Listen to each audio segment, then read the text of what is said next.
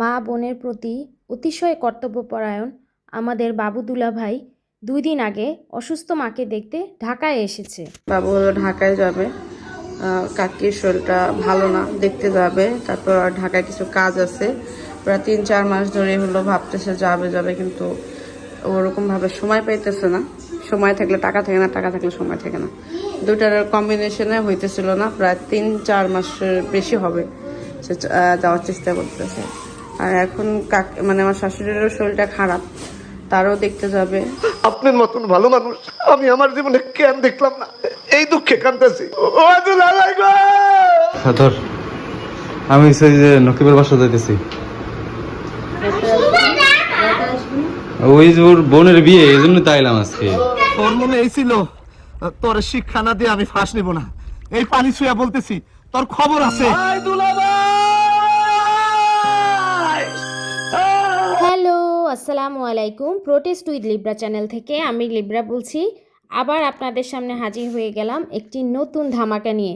তো আমার গত ভিডিওতে আমি আপনাদেরকে বলেছিলাম তিশা আপার রিসেন্ট কান্নাকাটির ভিডিও থেকে আমি সেগুলোর জবাব দিব, কিন্তু এখন তিশা আপা কী করেছে, মিম আপাকে সিরিয়ালের সামনে আগিয়ে দিয়েছে। তো আমার তো কিছু করার নেই, এদিকে আবার বাবু ভাইও ঢাকায় এসে বিয়ে টিয়ে খেয়ে গেল। তো আমার তো উচিত আসলে সিরিয়ালটাকে একটু ব্রেক করা, তাই না? বাবু দুলাভাই অসুস্থ মা এবং বোনকে ঢাকায় দেখতে আসলো, কিন্তু তাদেরকে জানায়নি যে তিনি ঢাকায় আসছেন। তিনি বাড়িতে ঢুকে দেখেন বাড়িতে তার বড় ভাই ছাড়া কেউই নেই। তাহলে তার মা কোথায় গেল? তার মা নাইট ডিউটিতে গিয়েছে ঢাকা মেডিকেল কলেজে। বাসায় আসলাম, বাসায় এসে দেখি বাসায় কেউ নাই। 8টা বাজছে। যাই হোক, অনেক সকাল।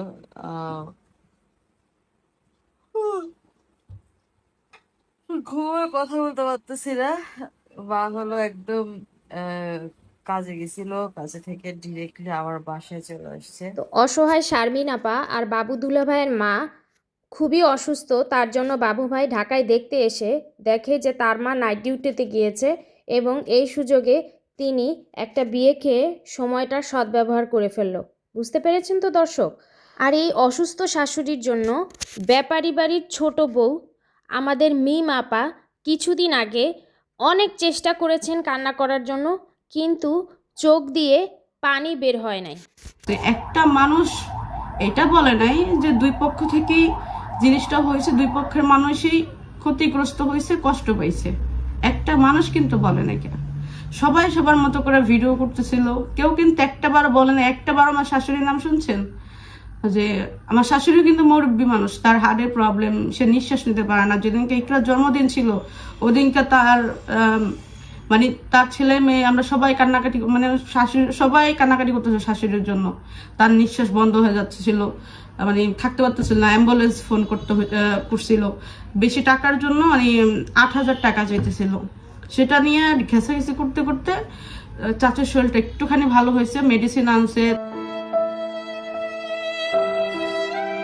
তো আপা, আপনার শাশুড়ি ব্যথা পেয়েছে এইটা বলার জন্য তো আপনি এবং আপনার বর্তমান ননদ শারমিন, অসহায় শারমিন আপাই রয়েছেন। তাহলে একটা মানুষ এইটা বলে নাই যে আপনার শাশুড়ি ব্যথা পেয়েছে। একটা মানুষ বলতে আপনি কাকে বুঝাচ্ছেন? ভিডিও তো করেছেই মাত্র খুকি, আর তো কেউ করেনি। বাকি সবাই তো আপনাদের সাপোর্টে। আপনার বড় বোন তিশা আপা এবং সাবিনা বলল যে হ্যাঁ কাকির গায়েও আঘাত করা হয়েছে। তাহলে একটা মানুষ বলতে কি আপনি কাকে বুঝাচ্ছেন?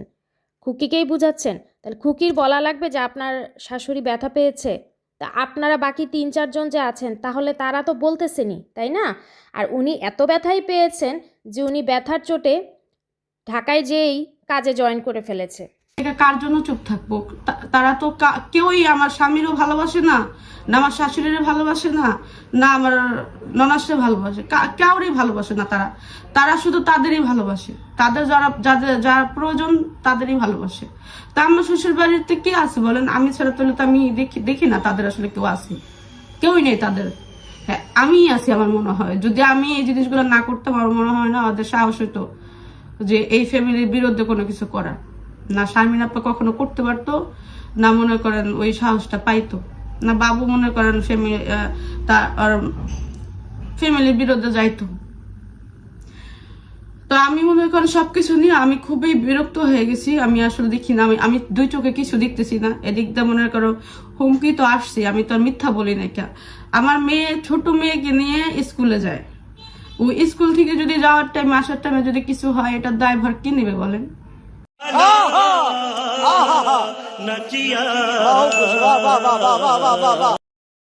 সত্যি আমি স্পিচলেস হয়ে যাচ্ছি। বুঝতে পেরেছেন আপনার কথায়? একদম পয়েন্টে পয়েন্টে উত্তর দিচ্ছি। আপনি শুরুতে বললেন, আপনি কেন চুপ থাকবেন? আপনি তো চুপ ছিলেনই না, তাহলে কেন চুপ থাকবেন এই প্রসঙ্গটা কেন আসলো? যেদিন আপনাদের এইসব মানে কুকর্ম ফাঁস হয়েছে, আপনারা যে এরকম মারামারি করেছেন বাড়িতে, তার পরের দিনই আপনি আপনার পুরো চাচার হিস্ট্রি নিয়ে বসে গিয়েছেন এবং ওই দিনও আপনি আপনার শাশুড়ি কাম চাচির জন্য কান্না করেছেন। তাহলে আপনি চুপ ছিলেন কবে? সেকেন্ড, আপনি বলছেন যে আপনার হাজব্যান্ড, আপনার ননদ এবং আপনার এখন বর্তমান শাশুড়ি, এদেরকে নাকি আপনার সেজো চাচার ফ্যামিলির কেউ ভালোবাসে না। তাহলে আপনি একটু উত্তর দেন, আপনি এবং আপনার হাজব্যান্ডের ফ্যামিলি কি তাদেরকে ভালোবাসে? যদি ভালোবাসতো তাহলে কি তারা তাদের সাথে এরকম করতে পারতো, এরকম বিট্রে করতে পারতো? থার্ড, আপনি বলছেন যে আপনার শ্বশুরবাড়ির ফ্যামিলির জন্য নাকি কেউই নেই, কেউ নেই তাদের পাশে, তারা একটা অসহায় পরিবার। তো এই অসহায় পরিবারটাকে আরও বেশি অসহায় কে বানিয়েছে? আপনি বানিয়েছেন। আপনার ভাসুর হচ্ছেন একজন থ্যালাসেমিয়া পেশেন্ট, আপনার শ্বশুর মারা গিয়েছে, তো শারমিনের বিয়ে হয়ে গিয়েছিল তখন। বাবুর অবশ্যই উচিত ছিল তার পরিবারের হাল ধরা। সে অবস্থায় আপনি বাবুর পরিবারের সাথে গিয়ে না থেকে আপনি বাবুকে আলাদা করে শরীয়তপুরে চলে এসেছেন। ঠিক আছে, তো পরিবারটাকে অসহায় যদি কেউ বানিয়ে থাকে সেটা আপনি করেছেন। থার্ড, আপনি বলেছেন শারমিনের নাকি সেই সাহস ছিল না বা শারমিন পারতো না একা একা মামলা করতে। আপনি শারমিন সম্পর্কে জানেন না? শারমিন তার এক্স হাজব্যান্ড সম্পর্কে 2 থেকে 3 বার মিথ্যা মামলা দায়ের করেছে। শারমিনের কাছে মামলা দেওয়া কোনো ব্যাপারই না। লাস্ট, আপনি বলেছেন আপনার পরিবারকে খুকি হুমকি দিয়েছে। ঠিক আছে, যার জন্য আপনি মামলা করতে বাধ্য হয়েছেন। আপনি মামলা করার পিছনে 2টা কারণ দেখিয়েছেন। একটা হচ্ছে আপনার শাশুড়ির কাছে কেউ মাফ চায়নি, আপনার শাশুড়ি বয়োজ্যেষ্ঠ মানুষ, তার দেবর তার গায়ে হাত তুলেছে, তো তার দেবরের উচিত ছিল তার কাছে মাফ চাওয়া, কিন্তু আপনার শাশুড়ির কাছে মাফ চায়নি দেখে আপনি মামলা করতে গিয়েছেন। সেকেন্ড, আপনি বলেছেন যে আপনার শাশুড়ির গায়ে হাত তুলেছে কিন্তু কেউ বলেনি, এই ব্যাপারে কেউ এই প্রসঙ্গটা কেউ তুলে নেয়, মানে খুকি তুলেনি আর কি, তার জন্য আপনি মামলা করতে গিয়েছেন। থার্ড, আরেকবার আপনি এই রিজনটাও বলছেন যে খুকি আপনাকে হুমকি দিয়েছে। তো আপনার হাজব্যান্ড নাকি আপনার প্রথম ঘরের সন্তানকে নিয়ে স্কুলে যায়, ছোট বাচ্চা আর কি নিয়ে স্কুলে যায়, তো আপনি হচ্ছেন যে এটা নিয়ে খুব অনিরাপত্তা বোধ করছিলেন। তো খুকি থাকে একা, খুকির হাজব্যান্ড নেই, খুকি এখন শ্বশুরবাড়িও নেই, খুকির ছেলেমেয়েরা তো একাই স্কুলে যায়, তাই না? তো খুকিকে শুরুর দিকে একদম ফার্স্ট খুকির হাজব্যান্ড চলে যাওয়ার পরে আপনার হাজব্যান্ড তার গায়ে যেভাবে হাত তুলতে গিয়েছিল এবং আপনার বড় ভাই যেভাবে খুকির উপরে আগ্রাসী হয়ে গিয়েছিল, যেভাবে খুকির মাকে অপমান করা হয়েছিল, খুকি কি চাইতে পারতো না অনেক আগেই আপনাদের নামে মামলা দিতে? খুকি কি সেটা দিয়েছে? দেয়নি। কিন্তু কিন্তু আপনি এখন একজন আদর্শ ছোট বউ হিসেবে নিজেকে প্রদর্শন করছেন। আপনি দেখাচ্ছেন যে আপনি এখন শুধুমাত্র বউ পরিচয়ে পরিচিত হতে বেশি স্বাচ্ছন্দ্য বোধ করছেন। আপনি কোনো পরিবারের মেয়ে না, আপনি শুধু জন্ম থেকেই একটা বাড়ির বউ। আপনি তিশা আপার প্রতি আপনার খুবই বেশি কৃতজ্ঞতা বোধ কাজ করে, কারণ তিশা আপা নাকি আপনাকে খাইয়ে পরে বড় করেছে এবং আপনাদের সংসারের হাল ধরেছে। হ্যাঁ, মেনে নিলাম, কিন্তু আপনার ভাই মিজান কি আপনাদের জন্য কম করেছে? সেগুলা কিন্তু আপনাদের চোখে পড়ে না। আপনি যখন বিয়ের আগে, আপনার বিয়ের আগে আপনি যখন থেকে ক্লাস 7-8-এ পড়তেন, আপনি তো 8-এর পরে আর পড়াশোনা করেননি, 7-8-এ পড়তেন, আপনার খুকির বিয়ের পরের ঘটনাগুলোই বলি। আপনার খুকি আসার পরে আপনি কতদিন শ্বশুরবাড়িতে থেকেছেন আর কতদিন বাবার বাড়িতে থেকেছেন, একটু এভারেজ করে দেখেন তো আপা। সেই সময় যে আপনি বাবার বাড়িতে এসে থেকেছেন, সেই সময় আপনার ভরণ পোষণগুলা কে করেছে? আপনার দায়িত্ব কে নিয়েছে? সেই সময়গুলা কি খুবই কম? ক্লাস 7-8 পর্যন্ত একটা মেয়ের বয়স থাকে, ধরে নিলাম যে আপনি যেহেতু গ্রামে পড়েছেন আপনি 13-14 ধরে নিলাম, তো 13-14 বছর বয়সের পর থেকে এই যে এখন আপনার 27 বছর বয়স, এই টাইম ডিউরেশনটা পর্যন্ত কিন্তু আপনার ভাই, এই হিউজ টাইম ডিউরেশনে আপনার ভাই কিন্তু, আপনি যতবারই বাড়ি গিয়েছেন আপনি আপনার ভাইয়ের আন্ডারেই থেকেছেন, তাই না? আপনার বড় ভাইয়ের আন্ডারে কিন্তু আপনি থাকেননি, কিন্তু সেই কৃতজ্ঞতা বোধটা আপনার কাজ করে না। আপনার মেজো ভাই আপনাদের পরিবারের যে হাল ধরে পরিবারের ছেলের দায়িত্ব পালন করেছে, এটাকে আপনারা মনে করেন এটা জাস্ট এক ধরনের কর্তব্য, এটা তো হওয়ারই ছিল। কিন্তু কয়জন ছেলে এভাবে দায়িত্ব পালন করে? আপনারা যেসব হাজব্যান্ডকে বিয়ে করেছেন তারা কি সেভাবে দায়িত্ব পালন করে? নাকি আপনারা যেই বাড়ির বউ হয়েছেন সেই বাড়িতে গিয়ে আপনারা এইভাবে বউয়ের দায়িত্ব পালন করেন? এখন আপনি খুকির প্রতি রাগ থেকে যে মামলাটা দিলেন সেটা দেখাচ্ছেন আপনার শাশুড়ির জন্য দিয়েছেন। একদমই না, শুধুমাত্র আপনার মনের ক্ষোভের কারণে দিয়েছেন। আর এইটা করার নির্দেশ উপর মহল থেকে এসেছে, আই মিন পাবনা থেকে। ঠিক আছে, পাবলিককে এত বোকা ভাইবেন না আপা। সবকিছু চিন্তা করেই বলছি, আমি তো আর দুধের শিশু না যে আমি বুঝি না, আমি সবকিছুই বুঝি। কিন্তু আসলে আমার কাছে যে মানুষগুলো অনেক বেশি ইম্পর্টেন্ট, ফিউচারে ইম্পর্টেন্ট হবে, তাদের জন্য আমার করাটা প্রয়োজন ছিল, এই জন্য। আপনি নিজে বলছেন আপনি দুধের শিশু না, কিন্তু আপনার বড় বোন তিশা এবং সাবিনা দুইজনেরই কাছে আপনি ছোট বাচ্চা। সো আপনি ভিডিওতে এসে যেগুলো বলেছেন আপনার চাচার হিস্ট্রি সবই নাকি আপনি ছোট মানুষ হিসেবে বলেছেন, আপনি বুঝে বলেননি। কিন্তু আপনি তো এটা মানতে নারাজ। আর আপনি বলছেন যে আপনার শ্বশুরবাড়ির মানুষের সাথে আপনার ফিউচারে থাকতে হবে। ও আচ্ছা, এখন থাকতে হবে না আপা? না, সেই ফিউচারটা কবে আসবে আপা? আপনি যেইভাবে এত অস্থিরতার সাথে কথা বলছেন, বারবার শরীর নাড়াচ্ছেন এবং মানে বসতে আপনার অস্বস্তি বোধ হচ্ছে, দেখে মনে হচ্ছে আপনার ডেলিভারি পেইন উঠে গেছে। কথা বল ঠিক না বেটি, তোর আর যন্ত্রণাটা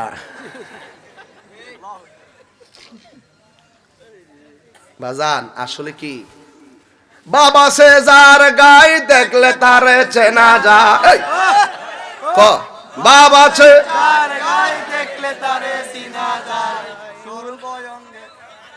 আর পারি না তো, আর পারি না, তোমরা বড় ভালারি আমি বড় কালারি, তোর আর জ্বালাই আমার ভালো লাগে না। সে মুরব্বী মানুষ, তাকে যেভাবে মারা হয়েছে, যেভাবে আঘাত করা হয়েছে, আমি বৌমা হিসেবে আমি কোনো দিকেই তাকাইতে পারতেছিলাম না। হ্যাঁ, মানে না আমি এদিক কিছু বলতে পারতেছিলাম, ওদিক কিছু বলতে পারতেছিলাম। প্রথম যেদিনকে রাতে ভিডিওগুলো ছাড়ে, আমার শাশুড়ি ফোন দা বলে, দেখ এগুলো কোনো কাজ, আজকে যদি আমার স্বামী বাচ্চা থাকতো তাহলে তার বাচ্চা ছাড়া এগুলো কোনো কিছুই করতে পারতো না আমার সাথে, না আমার মেয়ের সাথে। আমি অসহায় এবং আমার মেয়ে অসহায় দেখা আজকে এত কিছু হইতাছে। আমার আসলে কেউ নাই। হ্যাঁ, আমার যদি কিছু হয়ে যেত কারো কিছু যাইতেই তো না। এই ব্যবহার, আমার ফ্যামিলির ব্যবহারের কারণে সে আমার এই কষ্ট, মানে এই কথাগুলো বলতেছিল। তা আমি বললাম যে আমি কি করতে পারি, আমি এই ধরনের কোনো বিষয়ে কোনো কথা বলবো না। আমি প্রকাশকা মানুষ, আল্লাহ পাক আমার মাথায় বুদ্ধি দেয় নাই। এই বাদ শুয়ে বলতেছি আমি কিছুই করি তো না। আপা, আপনার বর্তমান শাশুড়ি এবং বর্তমান ননদ যে আপনার শ্বশুর না থাকার কারণে এত পরিমাণে অসহায় বোধ করছে, যখন আপনার শ্বশুর বেঁচে ছিলেন তারা কি খুবই সিকিউরড লাইফের নিশ্চয়তা পেয়েছিলেন তখন? আপনার শাশুড়ি তো তখনই ঢাকা মেডিকেলের আয়া ছিলেন এবং তখনও নাইট ডিউটি করতেন, এবং আপনার ননদ নিজেই একটা ভিডিওতে স্বীকার করেছে যে সে হচ্ছে মেসের ছেলেদের জন্য রান্নাবান্না করতো, এবং সে তার হাজব্যান্ডের সাথে বিয়ে হওয়ার পরও বিভিন্ন ঘটনা আমার কানে এসেছে যে সেগুলো উনি ঘটিয়েছে। তখন তো তার বাবা বেঁচে ছিলেন, তো তখন তার বাবা তাকে কি শাসনের ভিতর রেখেছেন সেটা আমার জানার খুব ইচ্ছা। এখন আপনারা আপনার শ্বশুর না থাকার কারণে যে অসহায় বোধ করছেন, যে আপনার শ্বশুর না থাকার কারণে আপনার চাচারা হচ্ছে তার গায়ে হাত তুলতে সাহস পেয়েছে, তো খুকির তো হচ্ছে বাবা নেই এবং খুকির হাজব্যান্ডও নেই, এই জন্য কি আপনি এবং আপনার হাজব্যান্ড খুকিকে মারার জন্য উদ্ধত হয়েছিলেন ওই অসহায়বোধের কারণে? খুকি মানে একটা ছেলের বউ হিসেবে আমার আসলে কি উচিত ছিল বলেন, আপনারাই বলেন। আমার পরিবারের মানুষ, প্রত্যেকটা মানুষ সবাই আমার চাচার কথা বলতেছে। সে একটা বাড়িতে তার মাথা ফেটে গেছে, এর ব্যতীত তার শরীরে আমার মনে হয় না কোনো বেশি আঘাত লাগছে। সবচেয়ে বেশি আঘাত লাগছে আমার বাবা ভাই সবাই মিলেই কিন্তু আঘাতগুলো সবাই দিতেছে। হ্যাঁ, আমার এত পরিমাণে রাগ উঠছে আপনার কথায় আপা। আপনি বারবার মেনশন করছেন যে আপনার শাশুড়ি এবং আপনার ননদও অনেক আঘাত পেয়েছে, কিন্তু সেই আঘাতের নমুনা তো আমরা দেখতে পেলাম না।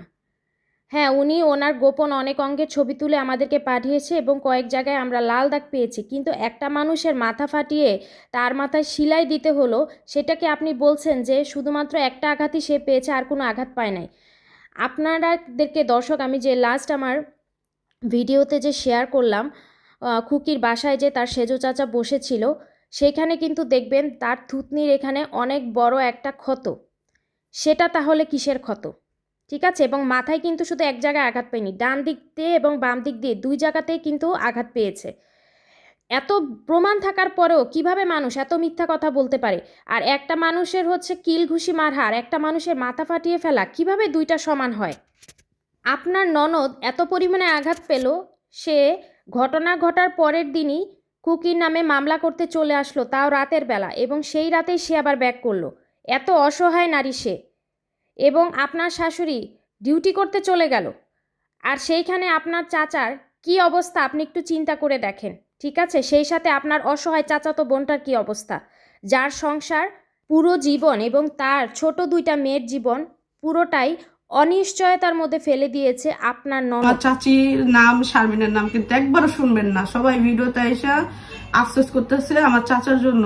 ওখানে কিন্তু আমার শাশুড়ির নামটাও বলা উচিত, মানে বলতো, একটু হলেও বলতো, তাহলে তো আমার শাশুড়ি এত কষ্ট পাইতো না। আর তার কষ্ট দেখে আমার এই পদক্ষেপ নিতে হইতো না, আমি এই ভিডিও বানাইতাম না, আমি এই পুলিশের কাছেও যাইতাম না। যদি আমার শাশুড়িকে তারা, তো আমার শাশুড়ির ছোট না, তারা অন্যায় করছে না আমার শাশুড়ির সাথে। শারমিনের সাবজেক্ট আলাদা, শারমিনরা দিয়ে যদি আমার চাচা যদি আমার শাশুড়ি থেকে মাপ চাইতো বা ভুল স্বীকার করতো, তাহলে আমার শারমিন আপু মাপ চাইতো। এটা পারিবারিক বিষয়, সে পারিবারিক বিষয়গুলো সোশ্যাল মিডিয়ায় আনলো। আপনি একই কথা আপা বারবার বলছেন যে আপনার ননদ এবং আপনার শাশুড়ির কথা কেউ বলেনি।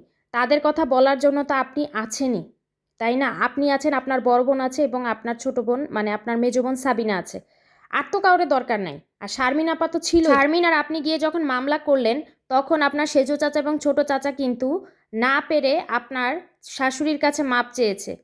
তো আপনি বললেন যে যদি আপনার শাশুড়ির কাছে মাপ চাইতো, তাহলে নাকি শারমিনও তার চাচার গায়ে কাছে মাপ চাইতো। তো শারমিন এবং বাবু কি তার চাচার কাছে মাপ চেয়েছে? প্লিজ এটা এসে আমাদেরকে এনশিওর করেন, ঠিক আছে? আর আপনি বলছেন যে পারিবারিক বিষয়টা সোশ্যাল মিডিয়াতে নিয়ে এসেছে খুকি, আর কি খুকিকে ইঙ্গিত করে বলছেন। আপনারা কি সোশ্যাল মিডিয়াতে এটা এসে বলতেন না যদি খুকির দ্বারা এরকম কিছু হতো? আপনার মাকে খুকি যা যা করে সবই তো আপনারা সোশ্যাল মিডিয়াতে এসে বলেন। খুকি বাড়িতেও যায়নি, কিন্তু আপনারা বলছেন যে খুকির ভয়ে আপনার মা বাড়ি থেকে বের হয়ে চলে এসেছে। মিজান আপনার মাকে গালিগালাজ করেছে, সেটাও আপনার বড় বোন তিশা এসে বলছে। আবার হচ্ছে আপনার চাচারা হচ্ছে আপনার অ্যাক্টিভিটিসের কারণে, মানে থানা পুলিশ করার কারণে আপনার মাকে নাকি বিভিন্ন কথা শোনাচ্ছে, সেটার কারণে আপনারা খুকিকেই দোষ দিচ্ছেন। মানে আলটিমেটলি সব কিছু খুকির দিকে, মানে ওই যে কুমিরের গল্পের মতো, যাই বলুক না কেন ঘুরে ফিরে তীর ওই এক জায়গাতেই যায়। এই পদক্ষেপটা শুধুমাত্র আমার শাশুড়িকে বোঝানোর জন্য আমি নিছি যে দুনিয়াতে আপনার কেউ না থাকলে আমরা আছি, আপনার ছেলে বউ দুনিয়াতে আছি, আপনার বিচার আমি করব, আমরা করব, আপনার সন্তানরা করবে। আপনি যেহেতু করতে পারেন না, কে আপনার যেহেতু এইভাবে আপনার এই শেষ বয়সে আইসা তাদের হাতে মার খেতে হয়েছে, এই আঘাত নিয়ে আপনি কবরও যাবেন, এটা আমি মানতে পারবো না। এখন বর্তমানে আমি এর পায়ে ধরবো, ওর পায়ে ধরবো, ওইটা করে আমি কিভাবে মনে করেন এই করবো? তো আমি এমন একজন মানুষের বাইসে নিয়েছিলাম যার পায়ে না ধরতে হয়, শুধুমাত্র তার জীবনে আমি আমার মেয়েটা যাতে গুরুত্বপূর্ণ, অন্তত গুরুত্বপূর্ণ থাকে, তেমন একজন মানুষের বিয়ে করছিও। কিন্তু এটা আসলে আমার বোঝার ভুল ছিল। আমি যাদের মনে করছি যে আমার আপনজন, তারা আসলে আমাকে ওইভাবে নেয় নাই, তারা তাদের ছেলের বউ হিসেবে আমাকে গ্রহণ করছে। আর ছেলের বউ হিসেবে যে প্রচুর পরিমাণ দায়িত্ব থাকে, ওই দায়িত্বগুলো আমার পক্ষে পালন করা সম্ভব ছিল না। একটা ছেলের বউর যে পরিমাণ দায়িত্ব থাকে, ওই পরিমাণ দায়িত্ব আমি তাদের প্রতি পালন করতে পারি নাই।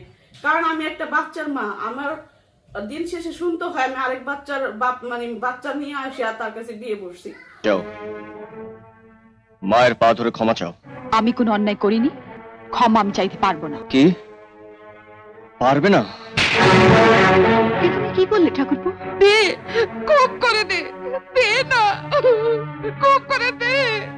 ক্ষমা তোমাকে চাইতেই হবে। তো এই ভিডিওগুলা কিন্তু আপার ঠিক ইকরা মানে তার পরবর্তী দ্বিতীয় ঘরে যে মেয়ে হওয়ার ডেলিভারি করতে যাওয়ার ঠিক আগ মুহূর্তের এই ভিডিওগুলা করা। তো একটা মানুষ ডেলিভারিতে যাওয়ার ঠিক আগে বসে কিভাবে তার শ্বশুরবাড়ির মানুষের এইভাবে বদনাম করতে পারে আমার আসলে জানা নেই। তো যাই হোক, উনি হচ্ছে বসে এগুলা বলছিল যে উনি ওনার প্রথম সংসারে অনেক বেশি মানুষের পায়ে ধরে মাপ চেয়েছে, জাস্ট লাইক ছোটো বউয়ের মতন। কিন্তু এখন আর ওনার সেই বয়সটা বা ইচ্ছাটা নেই যে উনি মানুষকে ইয়ে দিয়ে চলবে, তার প্রাপ্য সম্মানটুকু দিবে। এখন উনি যাকে বিয়ে করেছেন তার সাথে উনি জাস্ট ওনার বাচ্চার একটা বাবা চায়, কিন্তু তার সেকেন্ড হাজব্যান্ডের প্রতি তার যে দায়িত্বগুলো আছে বা বউ হিসেবে ওনার যে দায়িত্বগুলো আছে সেগুলো উনি আসলে পালন করতে পারবে না, এবং তার বড় বোনও বসে বসে সেটাতে সায় দিচ্ছে। তো আপা তখন এক বাচ্চার মা ছিলেন, তাই জন্য আপনি শুধু বাচ্চার প্রতিই দায়িত্ব পালন করতে চাইতেন। এখন তো আপনি 2 বাচ্চার মা, তো এখন আপনি সেই বাচ্চার মা হিসেবে দায়িত্ব পালনের পাশাপাশি কিভাবে এরকম আদর্শ ছেলের বউ হয়ে গেলেন, এই সূত্র বা রেসিপিটা একটু বলবেন? আমার সাজানো একটা জীবন ছিল যেখানে আমি ঝামেলা পছন্দ করতাম না, কারণ আমি অনেক কষ্ট করে এরকম একটা লাইফে আসছি যেখানে কেউ ছিল না ঝামেলা করার মতন। বাবু আসার পর আমার জীবনটা পুরো অনেক ঝামেলার মধ্যে চলে গেছে। মানে নতুন করে সেই একই সংসার, একই হ্যান করো ত্যান করো, হ্যার কাছে যাও, ওর কাছে যাও, ওরে টাকা দাও, ওরে পয়সা দাও, মানে একটা ঝামেলার মধ্যে চলে গেছি গা। আমি যে একটা বাচ্চার মা, আমার ওটার কোনো গুরুত্বই নেই। মানে আমি আরেকজনের বউ হয়ে গেছি, মানে আমি আমার মাথা আরেকজনের কাছে বেঁচে দিছি। আমি বাচ্চার মা, আমার যে মানুষ বাচ্চার মা হিসাবে ট্রিট করে, এটা কিন্তু বাস্তব লাইফে ট্রিট করে, কিন্তু সোশ্যাল মিডিয়াতে এমন ভাবে ট্রিট করে যে আমি শুধুমাত্র বউ এরকম। কিন্তু আমার মনে হয় আমি বাচ্চার মা। আমাকে যেহেতু বাস্তব লাইফে আমার শুনতে হয় যে ও হয়েছে একটা বাচ্চার মা, তার এত কিছু থাকবে কেন?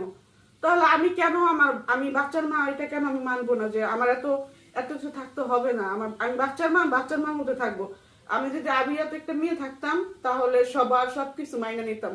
যে যা বলতো 10 বার পায়ে ধরতো, কারণ ধরছি না, পায়ে ধরতাম। নারীর সন্ধান জীবন দেশে অমর হয়, মরণ দেশে অমর হয়। কায়া নাগিনীর কামড় অকালেতে প্রাণ হারায়, কায়া নাগিনীর কামড় অকালেতে প্রাণ হারায়। মায়াবিনী গাল সাপিনী, মায়াবিনী গাল নাগিনী, মায়াবিনী রাক্ষসিনী, জগৎ খেয়েছে রায়। ওরে পুরুষ মরে বাড়ি ছাড়ে, ওরে পুরুষ মরে বাড়ি ছাড়ে, নারী কিন্তু দোষী না গো, নারী কিন্তু দোষী নয়। চাচতো ভাই, কিন্তু আমার চাচি আছে ওইখানে, আমার চাচতো বোন আছে আর একটা ভাই আছে। চাচা তো মারাই গেছে। তারা চাইলে কিন্তু আমার এই বোনটার মাথায় উঠে নাচতে পারতো। ওরা কিন্তু দেখছে ওর বাস্তবতাটা, মানে ওরা উল্টো করছে। আমার একটা কষ্টের কথা বলি। তারা কি করছে না, আমার একটা কষ্টের কথা বলি। তারা শুধু আমাকে বউ হিসেবে মাইনে নিয়েছে। তারা এটা মানতে পারে না যে আমি তাদের আমার ভাসুজি, এটা মানতে পারে, এটা বাড়ির মেয়ে, আর ওই জিনিসটা আমি মানতে পারি। হ্যাঁ, তো আপা আপনার প্রথম টপিকের বক্তব্য ছিল যে আপনার জীবনে বাবু আসার পরে আপনি আবার সংসার লাইফের ভিতর ঢুকে গিয়েছিলেন। আপনি চেয়েছিলেন একটা সিঙ্গেল সংসার, যদিও বাবুকে আপনি কিভাবে প্রেমের ফাঁদে ফেলেছিলেন এবং কিভাবে আপনি আপনার বাসায় বিজনেসের নাম করে দিন রাত আপনার বাসায় আটকিয়ে রাখতেন সে বিষয়ে আমরা না যাই, আমরা কম বেশি সবাই বুঝতে পেরেছি। তখন যদি বাবুর মা সচেতন হতো বা বিষয়টার দিক খেয়াল দিত তাহলে কিন্তু এই অঘটনটা ঘটে না। তো যাই হোক, আপনি যেভাবেই হোক বিয়ে করেছেন, তো আমরা ধরে নিলাম যে বাবু আপনাকে প্রপোজাল দিয়েছে আপনার প্রতি উইক হয়ে, তা আপনি নাকচ করে দিতেন। আপনি বলতেন যে না, আসলে আমার সিঙ্গেল লাইফই পছন্দ। আপনি নাকচ করেননি কেন? এবং আপনি সেটার জন্য বাবুকেই দোষী করছেন যে বাবু আমার লাইফে আসাতে আমার লাইফে এত প্রবলেম হয়েছে। ও আচ্ছা, এবং আপনার বোন সাথে এটাও বলছে যে আপনার চাচি নাকি হচ্ছে আপনাকে ছেলের বউ হিসেবে গ্রহণ করেছে, কিন্তু আপনি তো আগে থেকেই তার বাড়ির মেয়ে। আচ্ছা, আপনার আরেকটা বিষয় আমি এখানে অ্যাড করছি, দর্শক আপনারা একটু ভিডিওটা দেখেন। সোজা একটা কথা, ধরেন আমি আপনার জালের মেয়ে, আমি কি আপনার মেয়ে না? তা ধরেন আপনার ছেলে আমি চুরি করে নিয়েই গেছি, তাহলে আপনার মেয়ের আপনি সুখ চাইবেন না?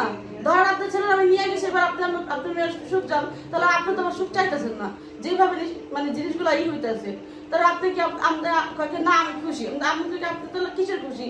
যদি আপনার মেয়ের খুশি যদি আপনি না দেখতে পারেন, তাহলে আপনি শুধু পোলাই করতেছেন। আপনি আমার একটা আমার চিন্তা করছেন আমি কোন পর্যায়ে আসছি, কোন জায়গা থেকে আমি আপনার ছেলের সাথে সংসার করতেছি, তাতে আপনি আমার ভালোবাসেন না, শুধু পোলারে ভালোবাসেন। মিম আপা শারমিন আপার বক্তব্য হচ্ছে একটাই, যে মিম যখন হচ্ছে বাবুকে বিয়ে করে তখন বাবুর মায়ের উচিত ছিল মিমকে আগে থেকেই, সে যেহেতু তার ভাসুরের মেয়ে সেই হিসেবেই তার সাথে ট্রিট করা। আচ্ছা আপনারা একটু বলেন তো, ভাসুরের মেয়ের ভালো চাইতে যেয়ে কি নিজের ছেলের সর্বনাশ কেউ করবে? আপনি যখন আপনার বড় ভাই এবং তিশা আপাকে বলছি, আপনি যখন আপনার বড় ভাই এবং মায়ের কাছে গিয়ে বলেছেন যে মিম বাবুকে বিয়ে করতে চায়, তখন কি তারা চিন্তা করেছে হ্যাঁ বাবু ছেলেটা বেকার, বাবুকে তো আসলে ওইভাবে কোনো ভালো ফ্যামিলিতে বিয়ে দেওয়া যাবে না, ঠিক আছে তাহলে মিমি বিয়ে করুক? তখন কিন্তু তারা নিজের মেয়ের চিন্তাই করেছে যে না এই ছেলে কিছু করে না, এই ছেলের কাছে বিয়ে দেওয়া যাবে না, ঠিক না? কিন্তু সেই সেম চিন্তাটাই আপনার চাচি করেছে যখন, তখন আপনাদের মনে হলো যে না কেন আমাদের বোনকে কেন ভালোবাসছে না। আপনার বোনকে আপনার চাচি অবশ্যই ভালোবাসে, কিন্তু নিজের ছেলেকে বিলিয়ে দিয়ে তো আর ভালোবাসবে না। সে চাইলে আরও ভালো ছেলে বিয়ে করুক, সেটা তো আপনার চাচি খুশি হবে, কিন্তু কেউ কি চাবে যে নিজের ছেলে এমন একটা মেয়েকে বিয়ে করুক যার আগে থেকেই আগের ঘরের বাচ্চা আছে? আপনারা বলেন, বা যেই মেয়ে আগে থেকে বলে যে আমি আসলে শ্বশুরবাড়ির প্রতি ওইভাবে দায়িত্ব পালন করতে পারবো না। মানে ওই ধৈর্যটা আমার নাই, আমি হারাই ফেলছি। এই জন্য আমি কখনো কোনো ছেলেকে বিয়ে করব না, মানে এরকম কোনো ছেলেকে বিয়ে করব না যেখানে আমার বউ হইয়া সব দায়িত্ব পালন করতে হবে।